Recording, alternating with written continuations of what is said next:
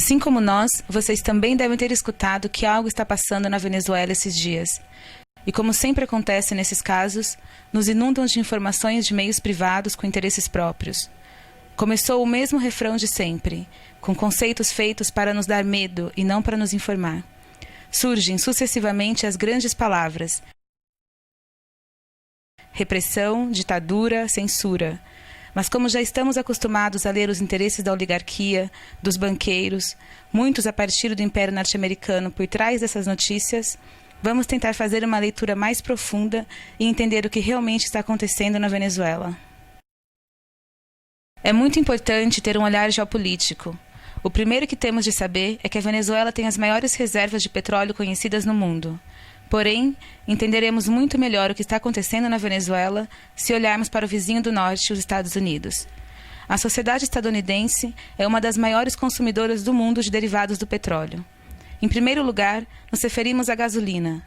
Os Estados Unidos têm a maior taxa de carros por habitante do planeta e, obviamente, há outros derivados, como os plásticos, as roupas, os cosméticos. Para sustentar essa sociedade dependente do petróleo, os Estados Unidos têm de importar 60 de cada 100 barris que consome. Tratemos de ter uma visão um pouco mais ampla. De onde vem o petróleo que se consome nos Estados Unidos? Nesse sentido, o Oriente Médio é uma área-chave. Os Estados Unidos importam uma parte importante do seu petróleo da Arábia Saudita, dos Emirados Árabes Unidos e do Catar. E com esses aliados, lançaram-se numa estratégia para ter a hegemonia política na área. São esses interesses energéticos, tanto no gás como no petróleo, que estão por trás da guerra no Iraque, da atual violência na Síria, da ocupação na Palestina e da intervenção na Líbia. Pois bem, uma vez que vimos tudo isso, um simples cálculo nos permitirá ver por que a Venezuela é tão importante para os Estados Unidos. O petróleo que vem do Oriente Médio passa pelo Estreito de Hormuz e segue caminho pelo sul da África até chegar ao Texas. Essa viagem dura entre 40 e 45 dias. Em compensação, o petróleo que sai da Venezuela demora somente entre 4 e 5 dias para chegar aos Estados Unidos. Ao comparar o custo de trazer o petróleo do Oriente Médio e não da Venezuela, podemos entender claramente quais são os interesses norte-americanos nesse assunto. Pois bem, é muito importante que entendamos como esses interesses determinaram a história da Venezuela. Esta esteve determinada durante mais de 40 anos pelo que se chamava Pacto de Punto Fijo, que foi um pacto político entre os partidos Ação Democrática e COPEI, Comitê de Organização Política Eleitoral Independente. Por meio desse pacto, foi acordado um programa político comum. A única mudança é que um e outro partido se alternava de acordo com as eleições. Esses dois partidos de direita sequestraram totalmente a democracia venezuelana por mais de 40 anos, defendendo unicamente os interesses da oligarquia e deixando o povo venezuelano sem nenhuma representação. Nesses 40 anos, o pacto garantiu petróleo a ótimo preço para os Estados Unidos, o que causou muito mal-estar no povo, que começou a se manifestar cada vez mais forte. Em fevereiro e março de 1989, essas manifestações atingiram seu auge, até o que se chamou Caracaço. Esse fato, tristemente histórico para a Venezuela, significou a ordem do governo venezuelano para atirar nos manifestantes. Mais de 3.000 pessoas morreram em uma semana. Entre os militares que se recusaram a atirar nos manifestantes durante o Caracaço, havia um muito particular, o comandante Hugo Chávez Frias.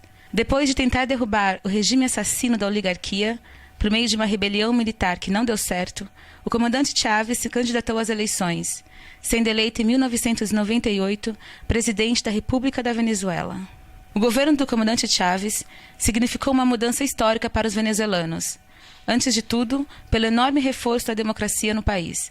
Começou-se refundando de forma democrática todas as instituições do Estado por meio de uma Assembleia Constituinte. Nos 15 anos que tem a Revolução Bolivariana, ocorreram as incríveis cifras de 19 eleições, das quais 18 foram vencidas pelo processo revolucionário. Esse processo de democracia representativa permanente também tem sido complementado pelo fortalecimento da democracia participativa na Venezuela. Os avanços, resultado das políticas sociais, têm sido igualmente muito importantes. A pobreza passou de 54,2% em 95 a 23,9% em 2012. A mortalidade infantil diminuiu 50%. A saúde e a segurança social somam atualmente 21% do orçamento do Estado venezuelano. As matrículas universitárias passaram de 800 mil a 2 milhões e 600 mil na atualidade. E a Venezuela conta com 75 universidades públicas. já se erradicou o analfabetismo em todo o país. Obviamente, o Império Norte-Americano, vendo que pela primeira vez na história um governo venezuelano se preocupava muito mais com seu povo do que com os interesses norte-americanos, e vendo que o novo processo de união soberana e emancipadora da América Latina ameaçava sua hegemonia política, não ficou de braços cruzados. Em 2002, apoiou claramente um golpe de Estado contra o governo democraticamente eleito de Hugo Chávez. Ao ver falhar esse intento, devido à mobilização popular, fomentaram uma sabotagem econômica por meio de uma paralisação petroleira com apoio da oligarquia. Entretanto, essa nova tentativa de desestabilização também fracassou. Assim, temos de entender que o que está passando na Venezuela é um novo processo de desestabilização. A única mudança é que dessa vez há uma nova estratégia que chamamos de golpe suave. O primeiro passo é a guerra econômica. Por mais que já se realizaram muitas mudanças na economia venezuelana, o país segue bastante dependente das importações para satisfazer suas necessidades básicas. E a mesma oligarquia que criou historicamente esta situação está tratando de agora aproveitar-se dela. Por um lado, alguns dos industriais ligados à oligarquia que querem acabar com o processo bolivariano estão tratando de criar escassez de produtos básicos para produzir descontentamento popular. Por outro lado, alguns dos setores importadores que também querem acabar com este processo estão especulando com os dólares, em vez de utilizá-los para importar produtos de necessidades básicas para o país. Isso demonstra, mais uma vez, o cinismo da oligarquia venezuelana, disposta a tudo para voltar ao poder. Muito bem. Agora vejamos o segundo e talvez o mais importante dos eixos do golpe suave, isto é, o da manipulação midiática. A oposição golpista venezuelana tem duas faces. Uma que se mostra pacífica e a outra que é claramente violenta. E certos meios de comunicação, tanto na Venezuela como no exterior, têm se convertido no eixo central dessa estratégia de golpe suave, ao manipular de maneira completamente vergonhosa os fatos que estão acontecendo na Venezuela. Eles querem fazer o mundo inteiro acreditar que o governo venezuelano está reprimindo duramente simples manifestantes pacíficos. Mas nós já conhecemos esse roteiro e não cairemos tão facilmente nessa armadilha. Se olharmos um pouco a história dos últimos anos da América Latina, nos daremos conta de que os Estados Unidos e as oligarquias não ficaram de braços cruzados diante dos movimentos progressistas. Primeiro, foi a fracassada tentativa de golpe de Estado na Venezuela em 2002. Infelizmente, em 2010, o golpe de Estado em Honduras funcionou.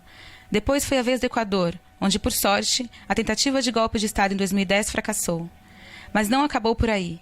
O governo paraguaio de Lugo não teve tanta sorte, e em 2012 foi derrotado por um golpe de Estado parlamentar. Finalmente, em 2012 e recentemente em 2014, também foram denunciadas intenções de golpes de Estado na Bolívia.